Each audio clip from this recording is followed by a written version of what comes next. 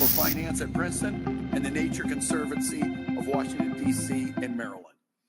He is a D.C. native, received a BA in politics from Princeton and a law degree from Georgetown University, where he was editor of the Georgetown Law Journal.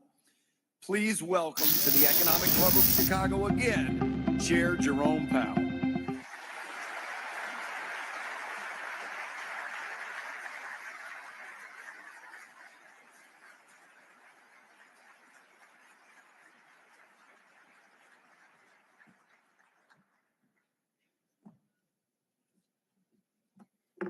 Thank you and good afternoon.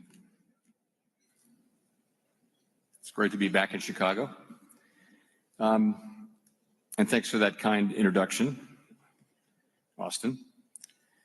So I'm looking forward to my conversation with Professor Rajan Raghu. But first, I'll briefly discuss the outlook for the economy and monetary policy.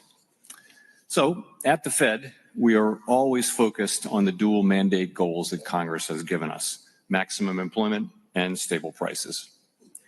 Despite heightened uncertainty and downside risks, the U.S. economy is still in a solid position.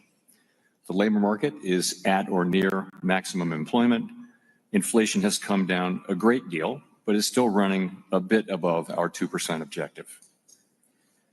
Turning briefly to the incoming data, we'll get the initial reading on first quarter GDP in a couple of weeks.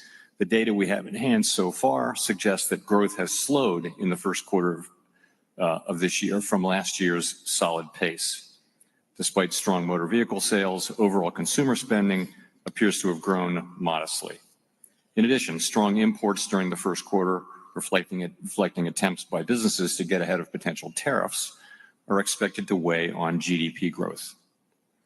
Surveys of households and businesses report a sharp decline in sentiment and elevated uncertainty about the outlook, largely reflecting trade policy concerns. Outside forecasts for the full year are coming down, and for the most part, point to continued slowing, but still positive growth. We are closely tracking incoming data as households and businesses continue to digest these developments. In the labor market, during the first 3 months of this year, non-farm payrolls grew by an average of 150,000 jobs per month. While job growth has slowed relative to last year, the combination of low layoffs and lower labor force growth has kept the unemployment rate in a low and stable range.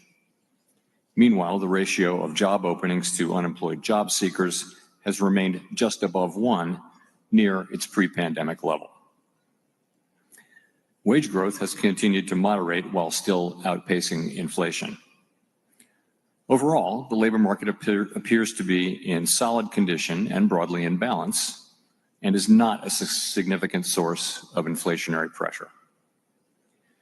As for our price stability mandate, inflation has significantly eased from its pandemic highs of mid-2022 without the kind of painful rise in unemployment that has frequently accompanied efforts to bring down high inflation. Progress on inflation continues at a gradual pace, and recent readings remain above our 2% objective. Estimates based on the most recent data from last week show that total headline PCE prices rose 2.3% over the 12 months ending in March, and that excluding the volatile food and energy categories, core prices rose 2.6%. Looking forward, the new administration is in the process of implementing substantial policy changes in 4 distinct areas: trade, immigration, fiscal policy, and regulation. These policies are still evolving, and their effects on the economy remain highly uncertain. As we learn more, we will continue to update our assessment. The level of tariff increases announced so far is significantly larger than anticipated, and the same is likely to be true of the economic effects, which will include higher inflation and slower growth. Both survey and market-based measures of near-term inflation expectations have moved up significantly, with survey participants pointing to tariffs. Survey measures of longer-term inflation expectations, for the most part, appear to remain well anchored as well. Market-based break-evens continue to run close to 2%. So, as we gain a better understanding of the policy changes, we'll have a better sense of the implications for the economy and hence for monetary policy. Tariffs are highly likely to generate at least a temporary rise in inflation. The inflationary effects could also be more persistent. Avoiding that outcome will depend on the size of the effects, on how long it takes for them to pass through fully to prices, and ultimately on keeping longer-term inflation expectations well anchored. Our obligation is to keep longer-term inflation expectations well anchored and to make certain that a one-time increase in the price level does not become an ongoing inflation problem. As we act to meet that obligation, we will balance our maximum employment and price stability mandates, keeping in mind that without price stability, we cannot achieve the long periods of strong labor market conditions that benefit all Americans. We may find ourselves in the challenging scenario in which our dual mandate goals are in tension. If that were to occur, we would consider how far the economy is from each goal and the potentially different time horizons over which those respective gaps would be anticipated to close. As that great Chicagoan Ferris Bueller once noted, life moves pretty fast. For the time being, we are well positioned to wait for greater clarity before considering any adjustments to our policy stance. We continue to analyze the incoming data, the evolving outlook, and the balance of risks. We understand that elevated levels of unemployment or inflation can be damaging and painful for communities, families, and businesses. We will continue to do everything we can to achieve our maximum employment and price stability goals. Thank you, and I look forward to our discussion.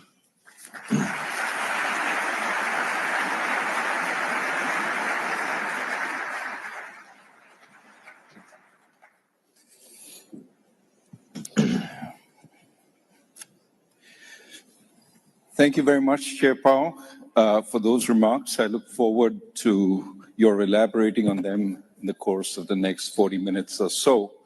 I understand last time you were here, Melody Hobson interviewed you. Well, I'm a poor substitute, but I'll try and compensate in the quality of the questions.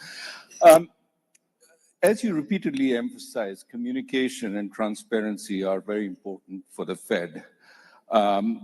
I would like to get more from you on some of what you just said. As a former central banker, the only sort of caution I've been given by the Economic Club is to not lapse into central bank speak. So I'll try my best not to do that. Let me start by saying you've guided the Fed through some really difficult events, including the pandemic, the dash for cash in March 2020, the great inflation, the banking crisis centered around Silicon Valley Bank. And then over the course of the last year, we've seen a growing possibility of a Fed-engineered soft landing. And now it seems like everything has changed. In the course of a couple of months, JP Morgan has shifted to estimating the probability of a recession this year at around 60%. What do you think about all this? Well, first of all, thank you for being here today. It's a pleasure to be here with you. Actually, the appearance I did here was my very first appearance as chair 7.5 years ago. So it's great to be back. And I would agree with you that it's been an eventful 7 years.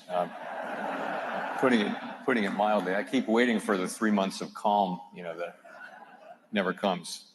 But to your question, I guess to set the stage, let's look back at 2024. 2024 was a year where the economy grew 2.4%. Unemployment remained in the low fours, close to mainstream estimates of maximum employment, and inflation came down and was running at the end of the year around 2.5%. That's the economy that we had, and I won't decide how to characterize that, but that's where things were. Where we are now, again to your question, is the administration is, as I mentioned in my remarks, is implementing significant policy changes, and particularly trade now is the focus. And the effects of that are likely to move us away from our goals. So unemployment is likely to go up as the economy slows in all likelihood, and inflation is likely to go up as tariffs find their way, and some part of those tariffs come to be paid by the public. So that's the strong likelihood. And, my hope is that we'll get through this and get back. Well, we're always going to be aiming for maximum employment and price stability. That's what we do. I do think we'll be moving away from those goals probably for the balance of this year, and then, or at least not making any progress, and then we'll resume that progress as we can. Let's talk a little more about tariffs. I mean, you recognize that some of the effects of the tariffs will be one-off, transitory, but you also have said that perhaps they will give room for a number of firms to raise prices. You mentioned dryers. When washing machine prices went up because of tariffs, dryer prices also went up in tandem, even though they weren't tariffed. What's your sense about the effects of tariffs on inflation? What would make them more persistent? And what would make them have effects on growth? So in a kind of a simple starting point is one tariff comes in that gets passed along in prices and raises inflation, but it's just a one-time thing. So the price level goes up and that's it. But that can happen in some circumstances, but it depends on a number of things which we don't know yet. And I would point to a couple of them, or three of them actually. One is just the size of the effects. And as I mentioned, the tariffs are larger than forecasters had expected, certainly larger than we expected, even in our upside case. We looked at a range of cases. So that's one. The second one is how long does it take for the tariffs to have their effects on inflation? To the extent it takes longer and longer, that raises the risks that the public will begin to experience higher inflation. They'll come to expect it, and companies will come to expect it. So that risks higher inflation. And the third is just what I mentioned in my speech, which is my remarks, which is got to keep inflation expectations well anchored. So if we have those three things under control, that's what it will take. And indeed, our role is to make sure that this will be a one-time increase in prices and not something that turns into an ongoing inflation process. That's a big part of our job. What about the effects of tariffs on quantities? With the level of tariffs that, for example, have been currently applied on China, there's a fear that the supply chain may get disrupted, that firms may not be able to import their relevant stuff from China given the level of prices. If it turns into a supply shock, would the Fed's response be different than if it was primarily something which affected just prices? So I actually had dinner at the Chicago Fed last night and with a number of directors of various parts of the Chicago Fed, and many of them are CEOs of significant companies, and they this uncertainty that they're feeling and the issue with imported components to their products is just a huge issue. But with if you look back at the pandemic, if you remember, there was a shortage of semiconductors, and that led to a shortage of cars at a time of extremely high car demand. And it was a prolonged shortage because production couldn't keep up. And that led to an extended period, one of the things that led to an extended period of inflation. So when you think about supply disruptions, that is the kind of thing that can take time to resolve, and it can lead what would have been a one-time inflation shock to be extended, perhaps more persistent, and we would worry about that. In this case, you can look at the car companies, which their supply chains are likely seem to be on track to be disrupted significantly, and you would worry that process will take some years and that the inflationary process might be extended. So these are all of this is highly uncertain. We're thinking now really before the tariffs have their effects, as how they might affect the economy. And that's why we're waiting really to see what the policies ultimately are, and then we can make a better assessment of what the economic effects will be. Let's move to immigration. You talked about the labor markets being in reasonable equilibrium right now. Of course, what we've seen over the last few months, months of the previous administration continuing into this administration, is immigration has fallen off considerably. What's your sense on how that will affect the labor market? So part of why growth was so strong in the last couple of years was just very high levels of immigration, and those people went to work. The economy hired them. There was a lot of demand. We were still working off the labor shortage. what's happened since the prior administration changed their policy, as you mentioned, immigration has fallen very sharply, and therefore the growth of workers has really stopped. It's really stagnant. But at the same time, demand has also fallen. And so demand for workers, so payroll job creation has also fallen, and they've kind of fallen in tandem, which is why the unemployment rate has been pretty stable for about a year. So in a way, demand and coincidentally, perhaps to some extent, demand and supply for workers has fallen. In terms of the effect on the labor market, right now we're still at full employment, and labor force participation is still strong. Wages have moved back down to levels that are now pretty sustainable, given an assumption about productivity. So the labor market's in a really good place. Longer term, the effects of immigration are not thought to matter much for inflation. The effects on demand and supply will more or less cancel each other out. So we wouldn't expect there to be a big impact on inflation. You've seen in recent weeks substantial talk about layoffs in government, as well as freezes in research establishments and universities in jobs. How soon and how big will this be in its impact on labor markets?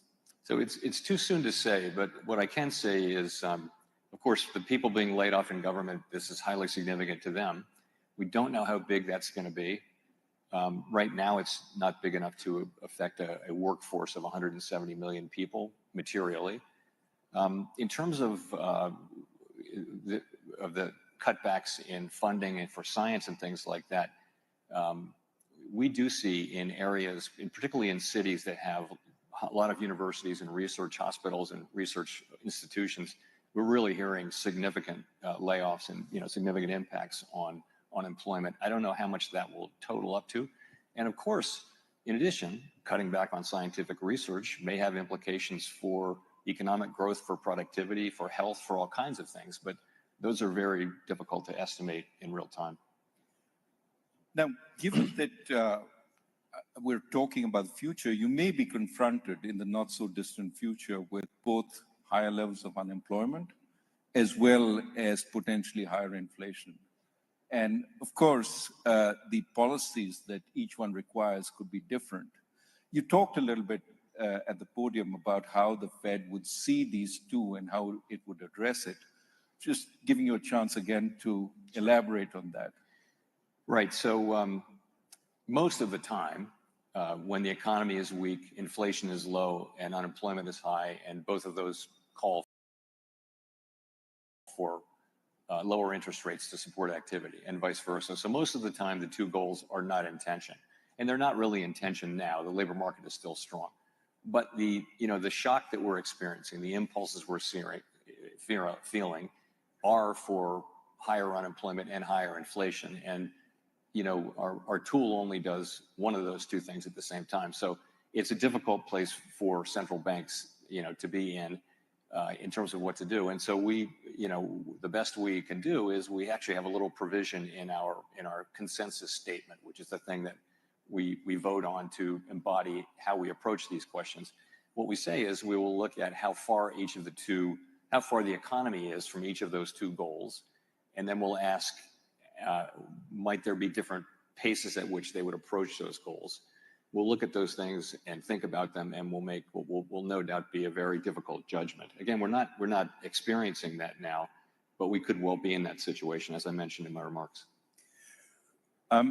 Just want to pick up on a word that is often used today: uncertainty. As a respondent to a Dallas Fed survey said, "I've never felt more uncertainty about my business in my entire 40-plus years career." The worry today is not just about immediate policy uncertainty, but an entire change in the US's economic philosophy. Not just policy uncertainty, so to speak, but structural uncertainty.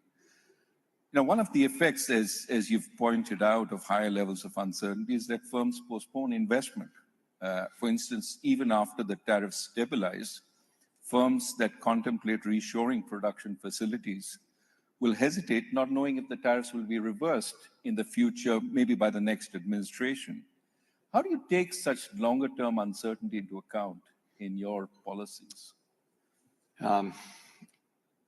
So let me just agree that what comes back very strongly, and everyone will understand this. These are very fundamental changes in, long held in some cases policies in the United States, and there's not any real experience. I mean, the Smoot-Hawley tariffs were actually not this large, and they were 95 years ago. So there isn't a modern experience of how to think about this. And businesses and households are saying in surveys that they are experiencing incredibly high uncertainty. There's a lot of research, some of it from the Fed, showing that does lead to businesses and households. Lo haré ahora mismo en QuickBooks. Solo necesito actualizar. You hope that that's something that you go through a phase, and then you know what things become more certain, and therefore, people can resume normal economic activities given their understanding of what is the new normal. I mean, your question really is, what if the uncertainty remains high? I think that's a difficult environment. I think people's expected rates of return would have to be higher. I think people that would weigh on, to me, investment just in general. If the United States were to become a jurisdiction where risks are just structurally higher going forward, that would make us less attractive as a jurisdiction. We don't know that at this point, but I think that would be the effect. Well, let me turn to financial markets. We've seen some volatility, especially stock market volatility. I mean, the levels of the VIX are up to the levels they were in the early days of the pandemic, coming off somewhat now. Some people believe the Fed will intervene if the stock market plummets, the so-called Fed put. Are they correct? I'm going to say no with an explanation. So what I think is going on in markets is markets are processing what's going on. And, it's really the policies, particularly the trade policy. And really the question is, where's that going to come in? Where's that going to land? And we don't know that yet. And until we know that, you can't really make informed assessments that would still be highly uncertain. Once you know what the policies are, it'll still be highly uncertain what the economic effects will be. So markets are struggling with a lot of uncertainty, and that means volatility. But having said that, markets are functioning, conditional on being in such a challenging situation. Markets are doing what they're supposed to do. They're orderly, and they're functioning just about as you would expect them to function. So we've seen volatility also in the bond market. And at a time when usually there's a flight to safety, we saw yields on the German Bund and the Japanese government bond come down, but we saw yields on US treasuries go up. What do you attribute this to?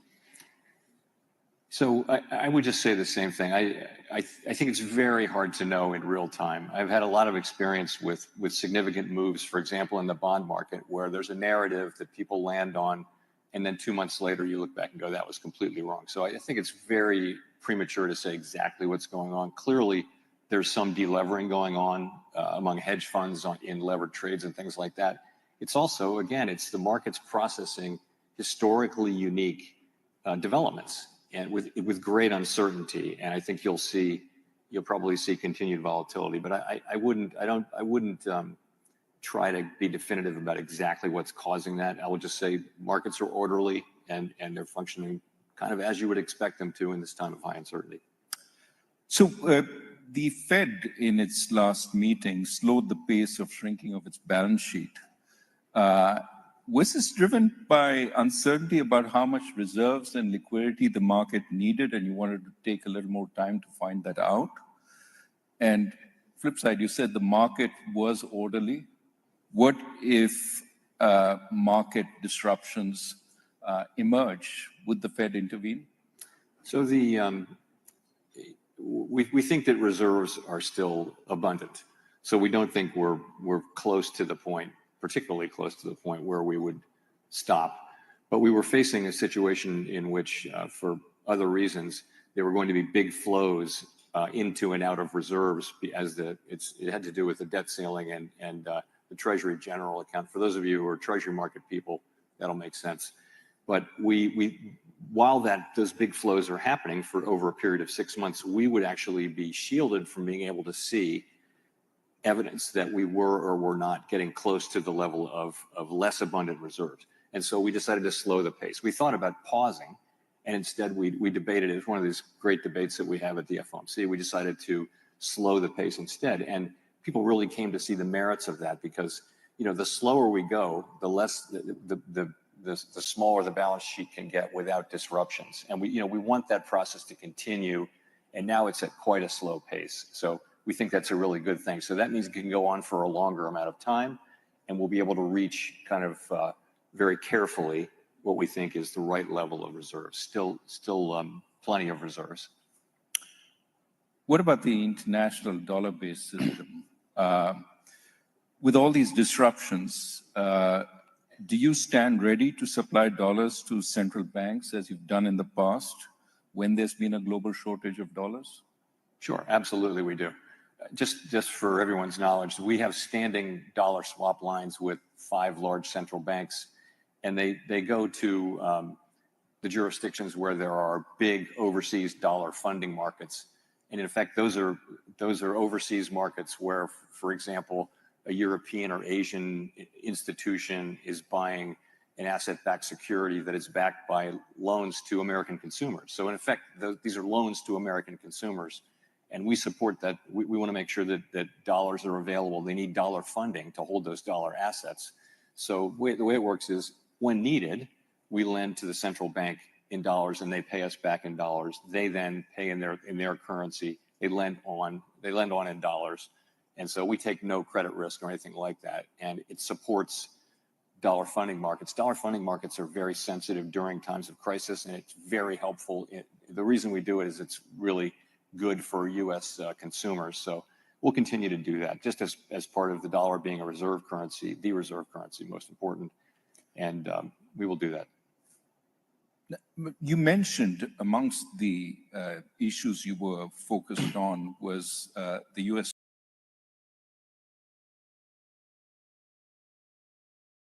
fiscal situation. Well, clearly, U.S. sovereign debt continues to rise. And what are your thoughts on the longer-term implications for interest rates and economic stability? How much further can we go in terms of national debt before we cross a line that might be unsustainable in the long term? So the U.S. federal debt is on an unsustainable path. It's not at an unsustainable level, and no one really knows how much further we can go. Other countries over time have gone much farther, but we're now, we're running very large deficits at full employment. And this is a situation that we very much need to address. Sooner or later we'll have to, and sooner is better than later.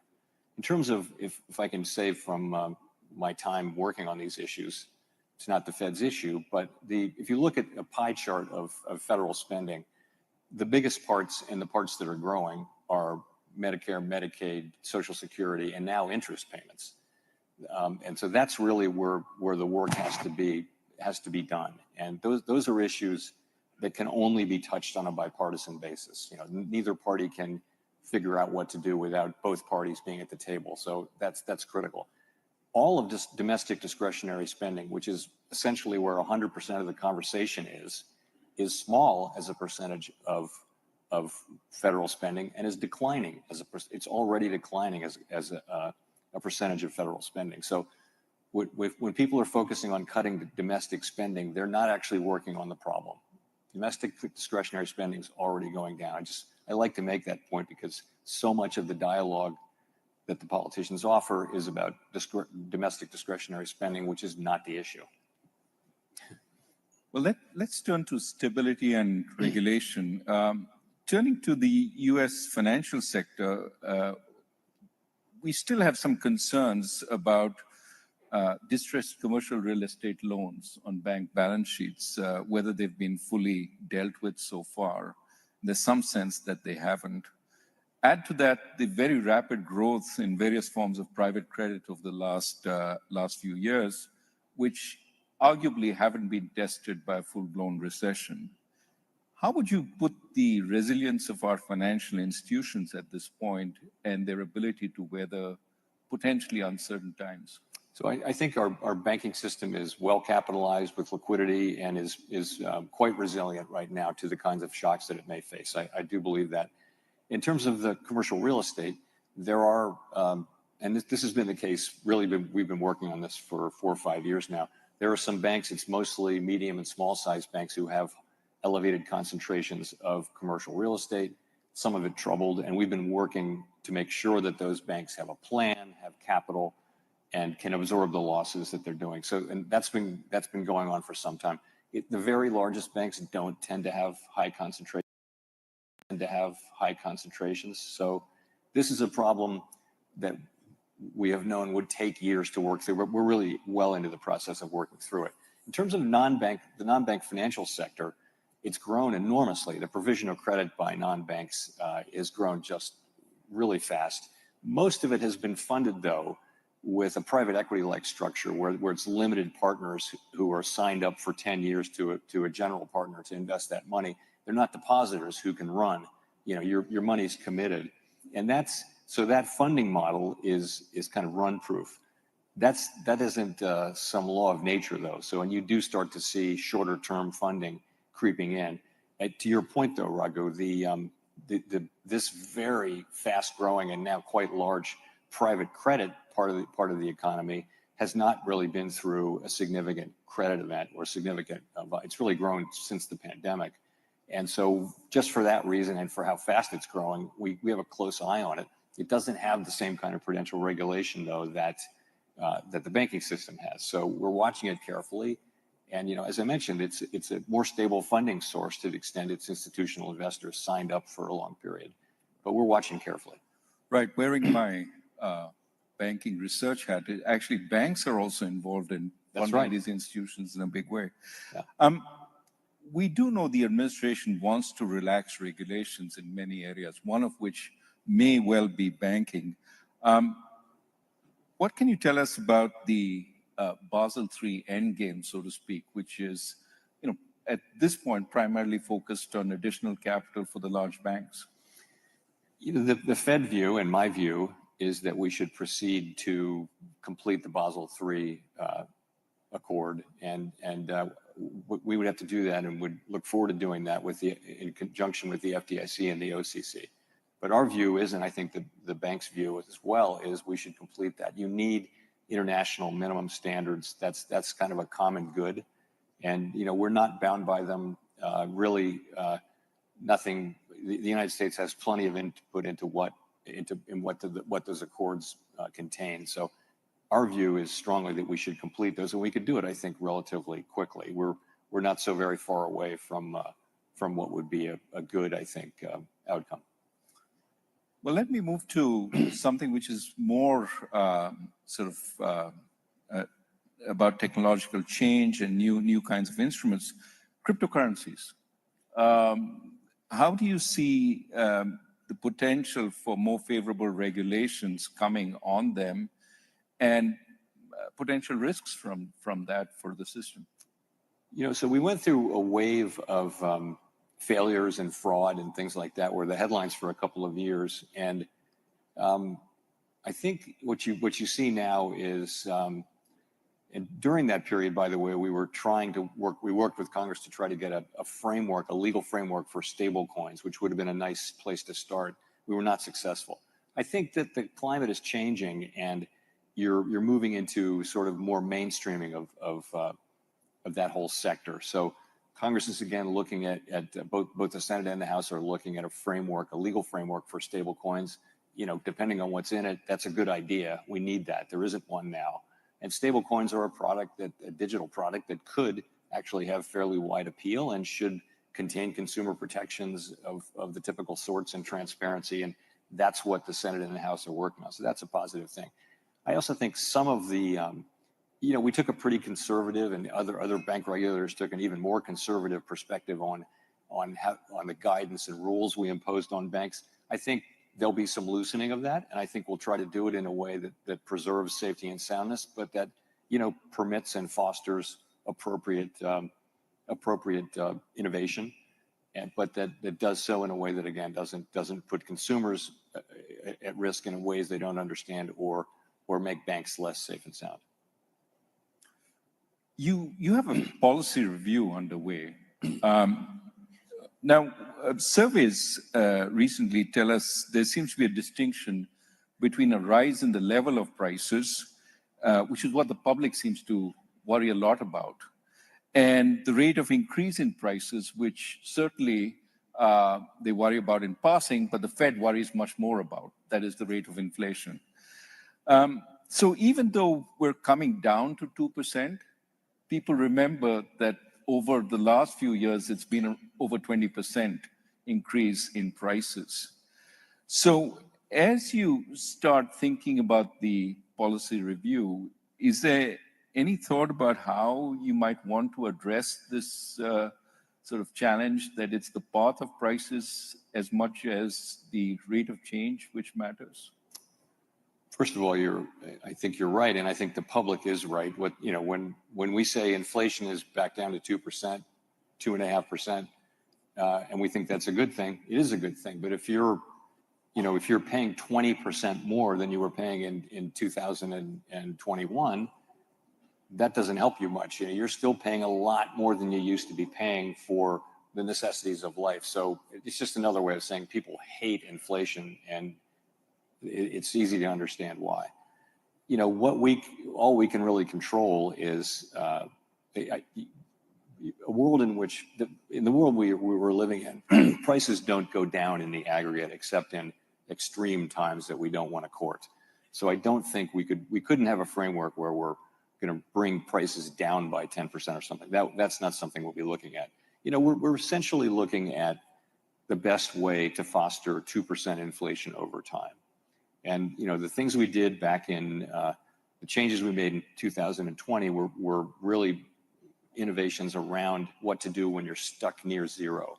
Now we're well above zero. And, it may be that we still need to have in our framework a way to deal with that, but perhaps the main case is not one where you're dealing with the effective lower bound. And that would be a framework that looks a lot more like the one that we had before 2020.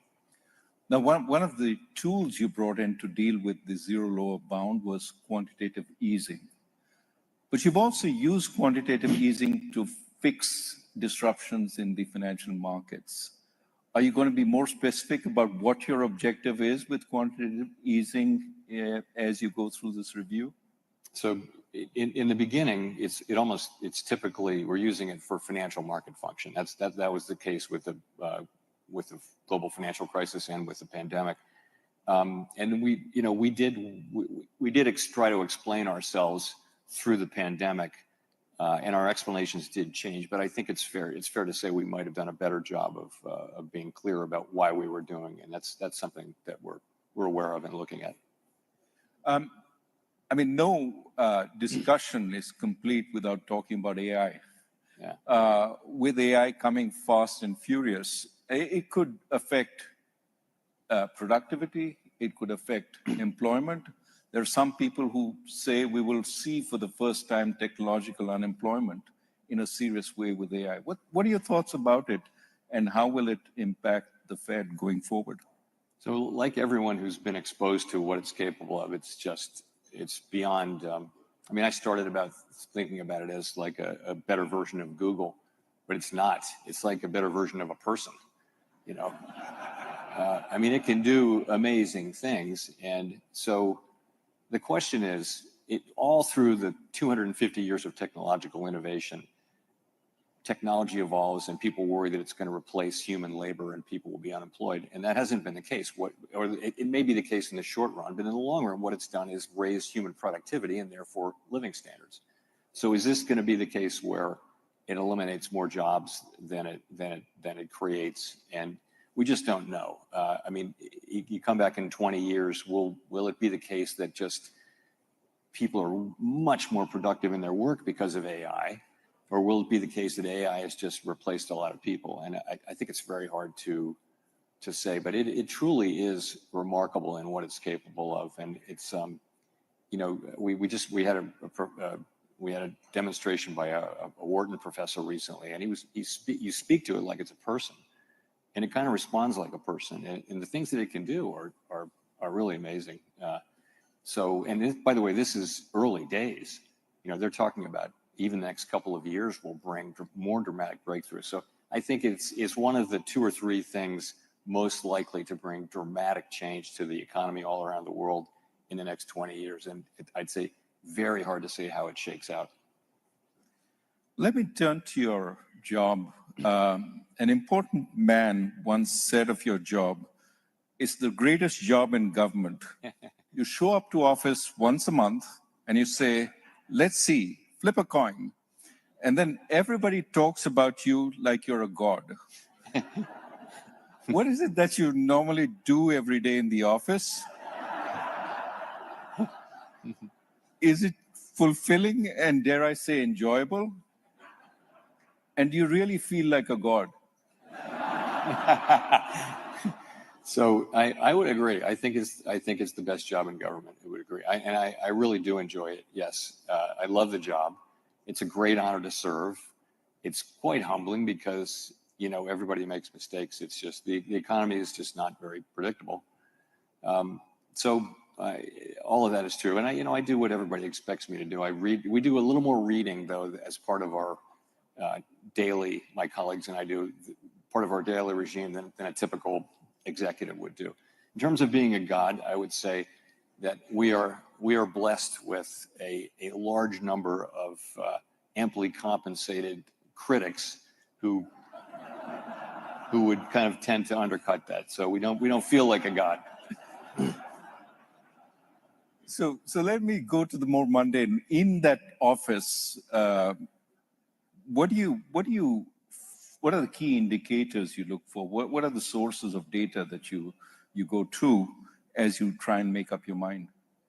So, you know, I'd say start with labor. You know, there's more labor market data and better reliable labor market data than probably anywhere else. And it's just a lot of data. And, you know, it's new jobs, it's payroll, it's wages, it's participation. You can break all of those down in different categories. It's a million different things. So there's a lot of labor market data. It's a great field if you're going into economics because there's just so much to do. So and then we look at the inflation data. Also, I keep track of global developments pretty carefully, and I talk to my global counterparts pretty regularly just to stay aware of what's going on. Financial markets are really important, and you know you can and lately something that we're paying close attention to, as you would expect, what's going on around the world in currency markets, in fixed income markets, in equity markets, all of that. For me, though, my background was more in the private sector and you know, as an investor, and for a significant part of my career. And I have to talk to outsiders about what they're seeing and what they're dealing with for it to really kind of fit together for me.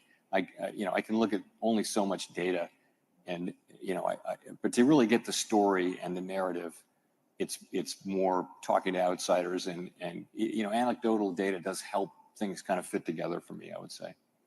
Yeah, you told us about speaking with business people last night and getting a sense of what was going on in the Midwest.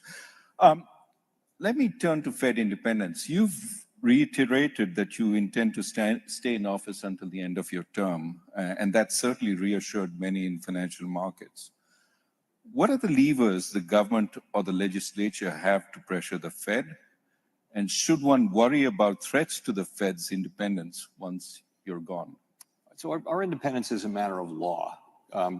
Congress has, in our statute, we're not removable except for cause.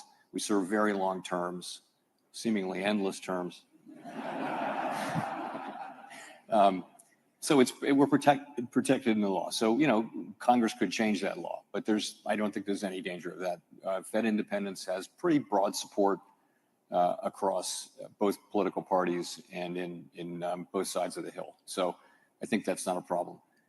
There's a Supreme Court case people will have read probably in today's journal at which the Supreme Court may decide whether independent agencies generally whether they're authorizing laws can contain a provision that prevents the president from firing members of a commission other than for cause. And that's a case that people are talking about a lot. I don't think that decision will apply to the Fed, but I don't know. It's a situation that we're monitoring carefully. Generally speaking, Fed independence is very widely understood and supported in Washington, in Congress, where it really matters. And the point is, we can make our decisions, and we will only make our decisions based on our best thinking, based on our best analysis of the data about what is the way to achieve our dual mandate goals as we can to best serve the American people. That's the only thing we're ever going to do. We're never going to be influenced by any political pressure. People can say whatever they want. That's fine. That's not a problem. But we will do what we do strictly without consideration of political or any other.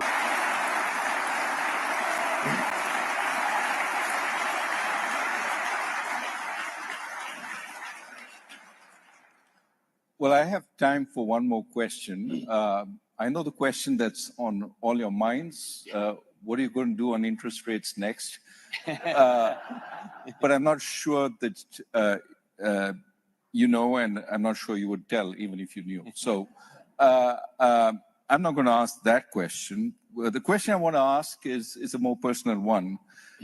What is it that you'd like to do most at home after an exhausting day flipping coins in the office? I play one of my guitars. I do Zoom calls with my kids and my grandkids, and I go to the gym a lot too, just to stay in shape. We need you healthy. We need you healthy. Thank you very much, Chair Powell. Thank you. And please join me.